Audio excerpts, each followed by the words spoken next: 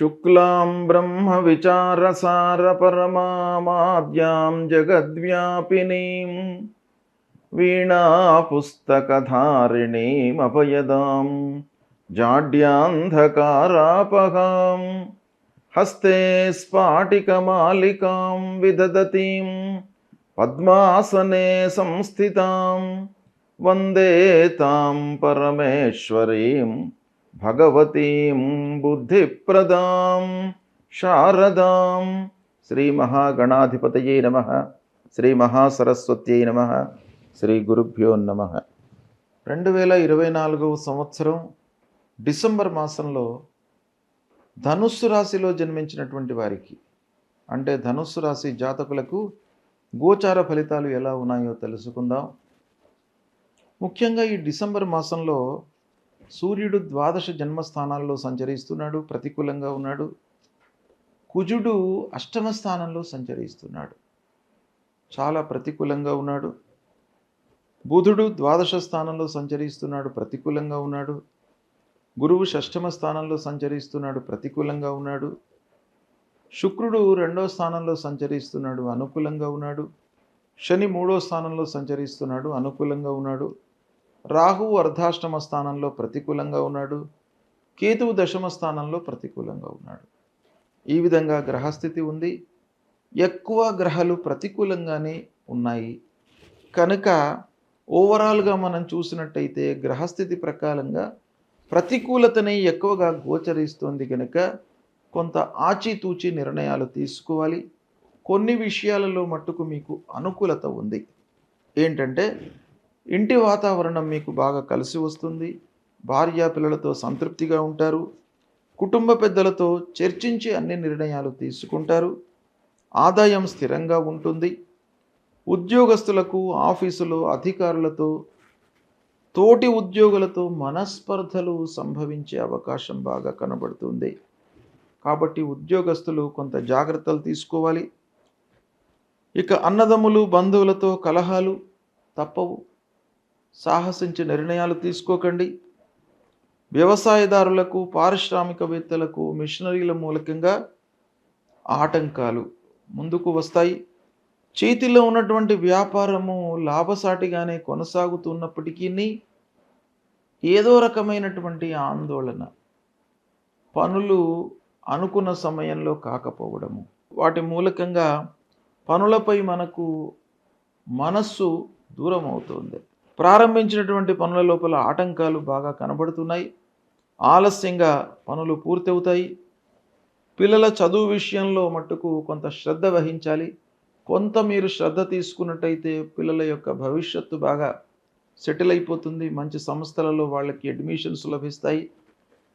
చదువు విషయం లోపల మట్టుకు కొంత శ్రమించినట్టయితే మీకు బాగా కలిసి వస్తుంది. ప్రయాణాలలో ఆటంకాలు కనబడుతున్నాయి. అలసట బాగా ఉంటుంది. అనవసరమైనటువంటి ఆలోచనలతో పనులు నిలిచిపోవడము లేదా స్లోగా ముందుకు జరగడము ఇలాంటివి కనబడుతున్నాయి. ఆర్థిక పరిస్థితి అనుకూలంగా ఉన్నప్పటికీ చేయు వృత్తి లోపల మట్టుకు అసంతృప్తి బాగా కనబడుతుంది. ఇక ఉద్యోగ ప్రయత్నంలో ఉన్నటువంటి వాళ్ళు తాత్కాలికంగా ఏదో ఉద్యోగం లభిస్తుంది కానీ శాశ్వతమైనటువంటి ఉద్యోగం కొరకై ఇంకా ప్రయత్నాలు చేయాలి. దాన్ని విరమించుకోకుండా ప్రయత్నాలు చేసినట్టయితే మీకు చాలా ఫలితాలు కలుగుతాయి.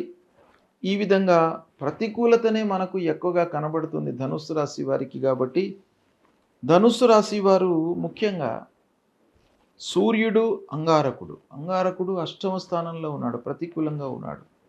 సాహసించి ఏ పనులు కూడాను చేయకూడదు. ముఖ్యంగా కలహాలలోకి వెళ్ళకూడదు. మధ్యవర్తిత్వం వహించకూడదు. కనుక బుధుడు, గురు, రాహు, కేతువు, సూర్యుడు, కుజుడు చాలా గ్రహాలు ప్రతికూలంగా ఉన్నాయి కనుక ప్రతినిత్యం కూడాను ధనుస్సు రాశి వాళ్ళు చేసుకోవలసినటువంటి పరిహారం ఏంటంటే నవగ్రహ స్తోత్ర పారాయణం చేసుకోండి. సూర్యుడు మొదలుకొని కేతువు వరకు ఉన్నటువంటి అన్ని మూలమంత్రాలను కూడాను ఒక ఏకాగ్రతతో 9 సార్లు పారాయణం చేయండి. అన్ని గ్రహాల యొక్క అనుకూలత మీకు లభిస్తుంది. అనుగ్రహం లభిస్తుంది. ముందుగా సూర్య భగవానుడిని మీరు సంతృప్తి చేసుకోండి. శారీరక ఇబ్బంది లేకుండా ఉంటుంది. మానసికంగా రుగ్మతలు రాకుండా ఉంటాయి. మనస్సు స్థిరంగా ఉండడానికై మీకు ఉపయోగపడుతుంది. సూర్యనారాయణుణ్ణి ప్రతినిత్యం కూడాను పూజించండి. సూర్యాష్టకము పఠించండి. ఆదిత్య హృదయ పారాయణం చేసుకోండి. ఇక అంగారకుడు చాలా ప్రబలమైనటువంటి అష్టమ స్థానంలో ఉన్నాడు.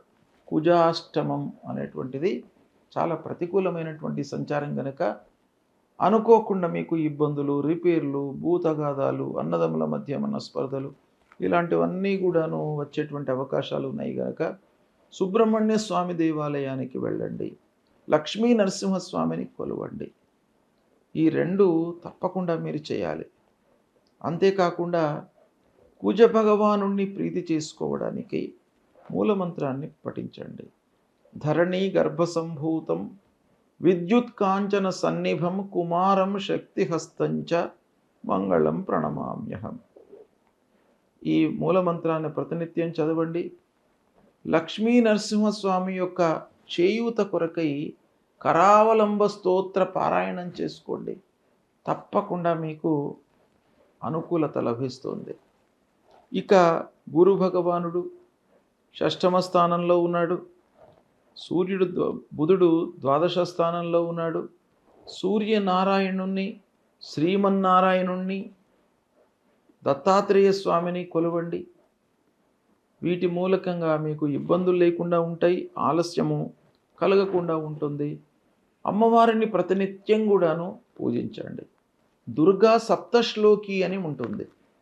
ఆ దుర్గా సప్తశ్లోకిని ప్రతినిత్యం కూడాను మీరు పఠించండి, పారాయణం చేసుకోండి. ఆ దుర్గామాత మూలకంగా ఆ సప్త శ్లోకాలను 7 శ్లోకాలు దుర్గామాతకు సంబంధించినటువంటివి మీకు అందుబాటులో ఉన్నాయి. కాబట్టి ఆ 7 శ్లోకాలను మీరు ప్రతినిత్యం కూడాను పఠించినట్టయితే తప్పకుండా మీకు భయము, ఆందోళన ఇలాంటివన్నీ లేకుండా మానసిక ఇబ్బందులు మనకు కలగకుండా అమ్మవారు మిమ్మల్ని కాపాడుతారు. కాబట్టి ఇది ప్రతినిత్యం కూడాను చదువుకోండి. ముఖ్యమైనటువంటి శ్లోకం అందులో ఒకటి ఉంది.